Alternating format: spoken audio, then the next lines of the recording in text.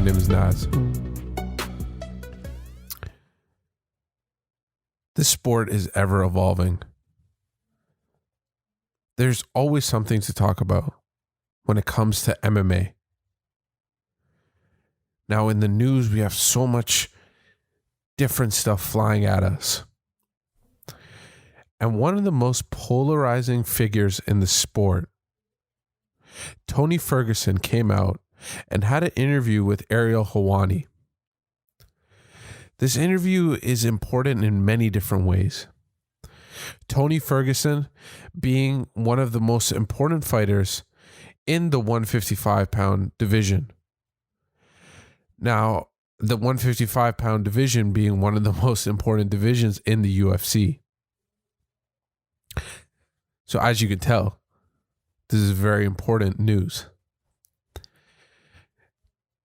Tony Ferguson talked about a lot of things in this interview.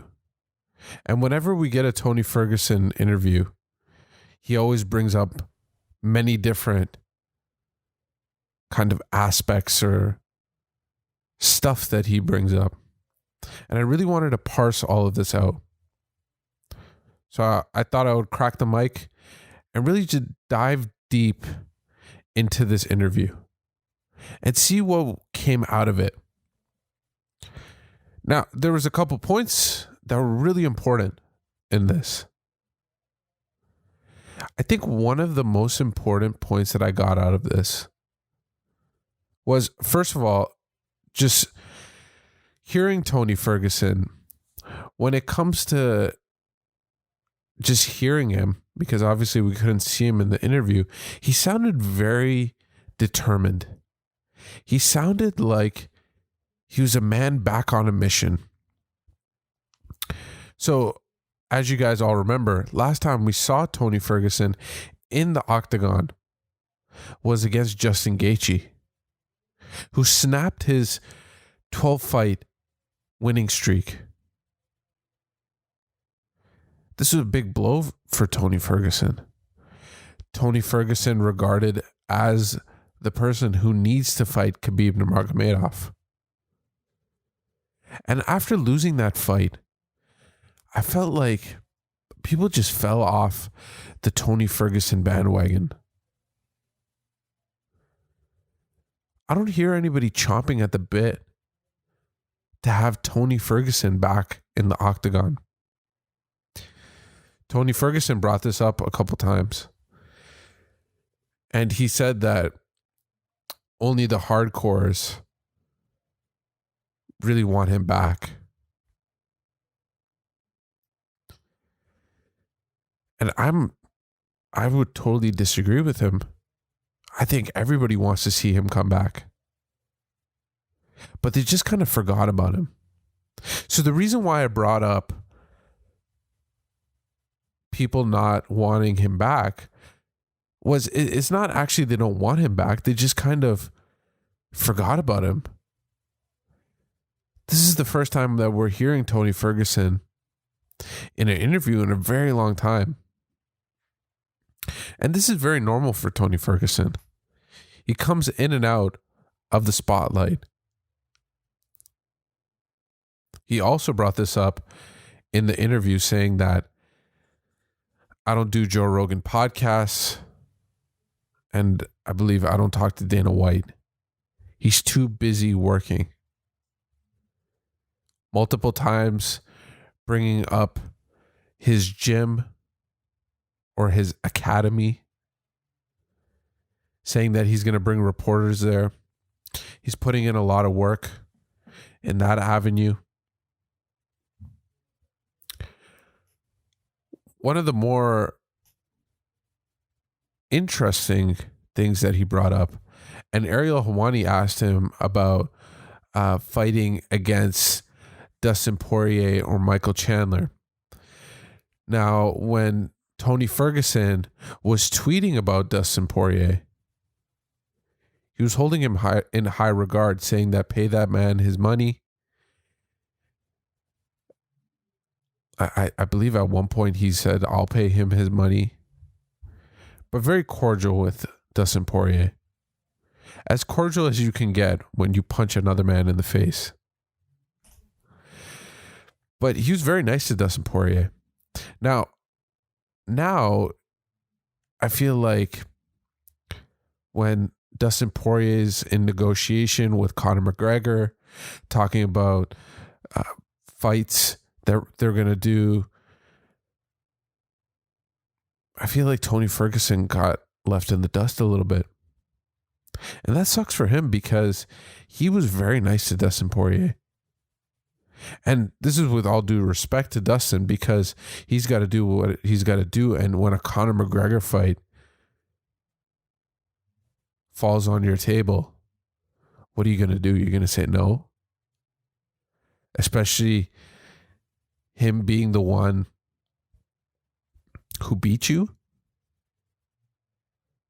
And at this point, for Dustin Poirier, they're two different fighters, Dustin Poirier and Conor McGregor. They're not the same fighters that they once were. They've evolved. Now, aside from talking about Dustin Poirier, Ariel Helwani asked him about Michael Chandler. He brought up a number of facts when it comes to Michael Chandler, or a number of points, and one of them being that, yeah, whatever, he's a backup fighter, but don't give him the same kind of recognition as he has. What he means by that is Michael Chandler, he's a veteran of the sport, but not in the UFC. And for him to get a backup position like this right away,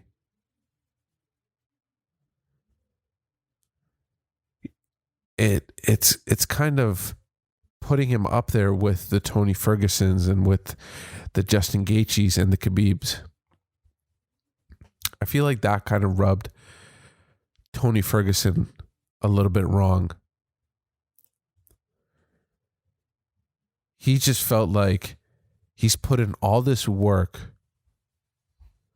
and with one loss, some guy from another organization has jumped the queue and is being regarded as the number one contender. I think that's what's really bothering Tony Ferguson. Tony Ferguson also talking about how his body is actually made to be at 170. You know, I don't know if you guys noticed this, but when you watch the Ariel Helwani interview, they always use this one profile picture. And I was telling a couple of friends of mine that when you look at that profile picture that they use to represent Tony Ferguson, you can see the neck that guy has. It's funny because when you see his head and his neck on his body, it doesn't really look right. He's built different.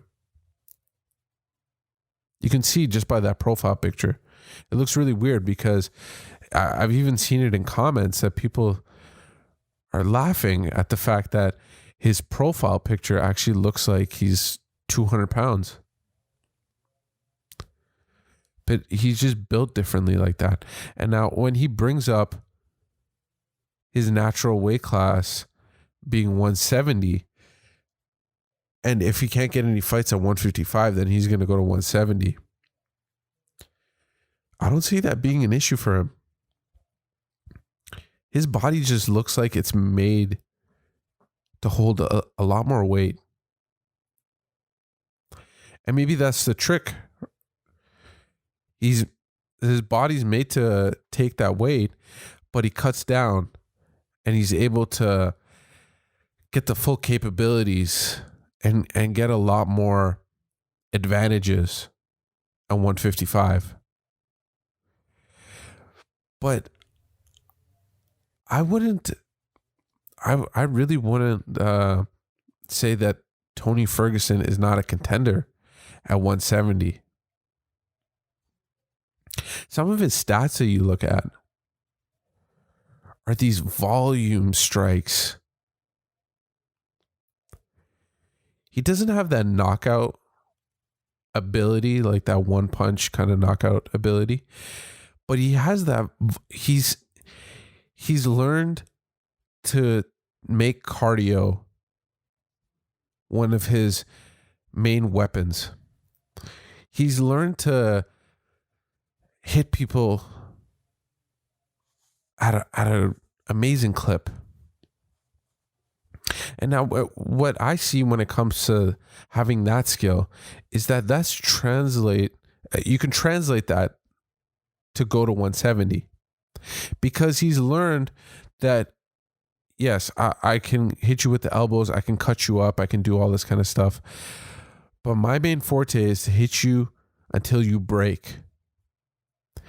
And that's something that can be translated up in a higher weight division. So when he says that I could go fight at 170 and be a contender, I could totally see that, because at this lower weight division at 155, he's learned to make this volume striking one of his main weapons. That's something that you see with a lot of powerful strikers when they are knocking everybody out in one weight division, and then they go to the next one, like the one higher, and they don't have the same abilities that they showed at the lower weight division. It just makes sense, right? You got heavier guys, and you're knocking out all these little guys, and then you go up. Well, you're not going to have the same kind of power. These are people, some of them might not be depleting as much. And that honestly really plays big, is the weight cut for a lot of these people. The less weight that you're cutting, I believe, the more punches you can take. Now, another part of this interview that Tony Ferguson kept on talking about was his relationship with Dana White. Tony Ferguson is one of the only fighters that I see that is realistic about his relationship with the UFC. Here's what I mean by that. A lot of fighters in the UFC go in and think that they're an employee. Tony Ferguson knows his place. Tony Ferguson knows what he owes to the UFC. He knows his true relationship with the UFC. Tony Ferguson is one of the only fighters that recognize this. And he spoke about it in this interview multiple times. He said, "I'm not your friend, Dana. We're not buddies.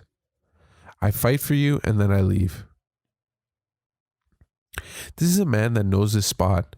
This is a man that knows his place when it comes to being a UFC fighter. I think fighters really need to recognize who they are and what relationship should they conduct with the UFC. The thing is that you can give someone a lot of IOUs, but that doesn't mean that they have to reciprocate. That doesn't mean that they have to give you something in return. Tony Ferguson gave everything to the UFC. The UFC knew that they could call on him whenever they needed. He was the man that did not care. He was the one that would fight anytime, any place. And there's a lot of fighters like that. But once they get burned, after a loss, well, guess what? The UFC is not going to treat you the same. This is what Tony Ferguson is learning now. I think he already knew this because he is a veteran and he spent a lot of time with other fighters. But he hasn't felt it in a long time. He was on such a crazy win streak that maybe he just forgot about it. But he's accepted it. You can do all you want for the UFC. But when it's that time that you need to fight after a loss, they might not treat you the same. And you shouldn't be surprised. This is what's happening with Tony Ferguson and Dana White. Both of their relationship is back and forth. Like, we've offered him a fight. I've taken a fight. I want to fight this guy. No, you're going to fight this guy. It's a big mix-up. That's my perception. That's my perception when it comes to this interview. A lot of different things that are going on. And you know what? It's great that Tony Ferguson is starting to understand this. You know, the most successful fighters, I think, know their place. You know, Cowboy, for example, he'll fight anytime, any place. But his perception in for the regular fan, so this is a guy that keeps on getting beaten. But then he shows these kind of splashes of brilliance. But he's always going to have that stigma attached to him. Cowboy's starting to recognize that. You don't see him fighting, you know, one fight after another.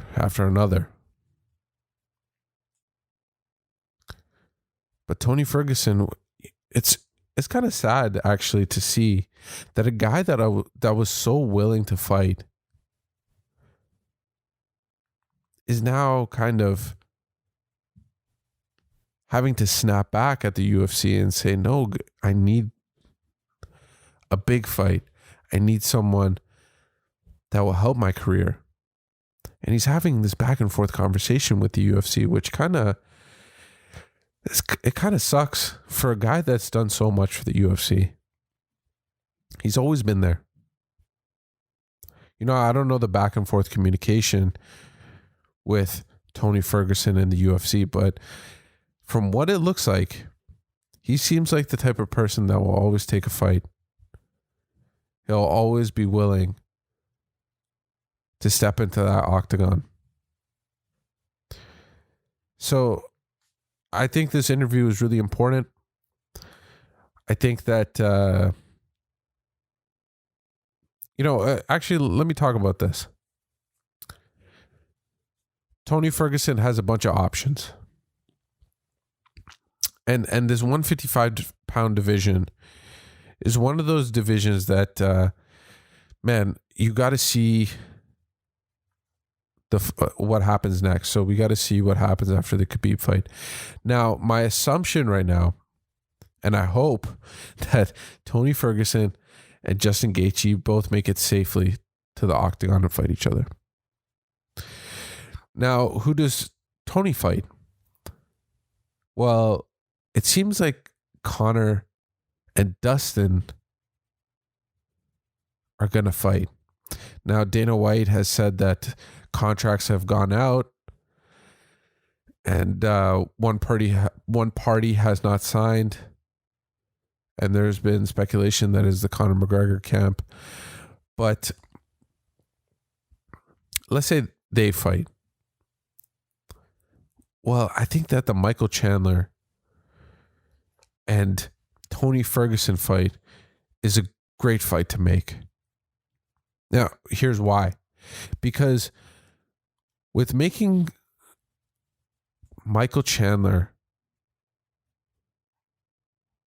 the next fighter up when it comes to this championship bout. So if either one of them come out, then Michael Chandler will step in.